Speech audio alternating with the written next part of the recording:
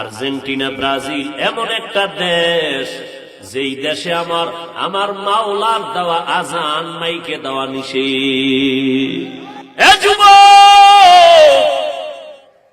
মানুষের চলাচলের রাস্তা আটকাইয়া যারা পর্দা লাগায় খেলা দেখো, ইসলাম নিষেধ করেছে মানুষের চলাচলের পথ বন্ধ করবি না, হারাম। এরপরে গোল হইতে গিয়া এমন জোরে চিল্লাই উঠছ 10 জন, তোর চিৎকারের আওয়াজে পাশের ঘরের বাচ্চা লাফ দিয়া ভয়ে কান্না শুরু করছে, মা ভয় পেয়ে গেছে। এই মা যে তোরে বরদোয়া দিছে, বল এই বরদোয়ার শাস্তি কেমনে সহ্য করবি?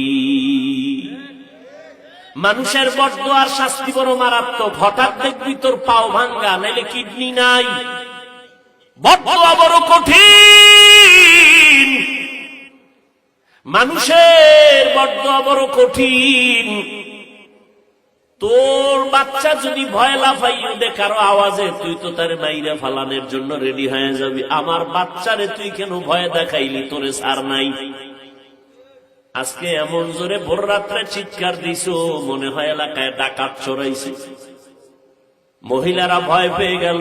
যেই মা সারাদিন আগুনের ভিতরে রান্না বাড়ি করল, রাতের বেলা ঘুমাইতে পারে না, বাচ্চা ডিস্টার্ব করে, বাচ্চাটারে ঘুম পাড়াইতে 2-2.5 ঘন্টা চলে গেল মায়ের। সর্বশেষ আম্মা জান একটু আরামে ঘুমাবে, দিলি না, তুই ঘুমাইয়া চিৎকার দিয়ে ঘুমটা ভেঙ্গে দিলি। মানুষের বরদোয়া নিস না, কপাল পুড়ে যাবে, কপাল পুড়ে যাবে।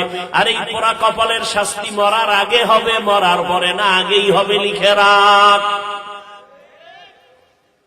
মানুষের কষ্ট দিয়া বরদোয়া নিবি না, সাবধান।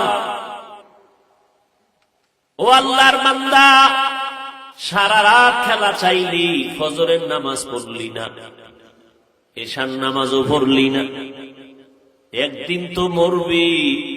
এই কথা তো যদি হিন্দুরে বুঝাইতাম, ওরা বুঝতে একটু চিন্তা করত। তুমি তো মুসলমান, তুমি কেন চিন্তা করো?